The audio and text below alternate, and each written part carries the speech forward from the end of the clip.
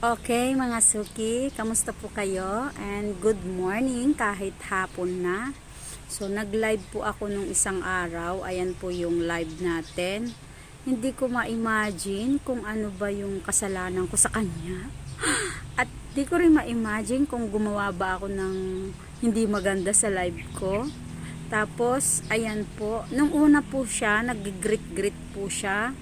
Tapos, pag-check ko kanina, yung kanyang account is dummy account. So, hindi niya mai-front yung mukha niya, kung ano yung itsura niya, no?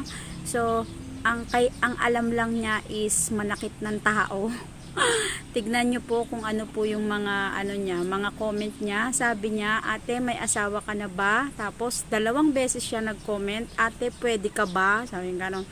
Hindi ko alam kung ano po ang ginawa. Hindi naman ako nakabikini dyan. Hindi rin naman ako kung anong ginagawa.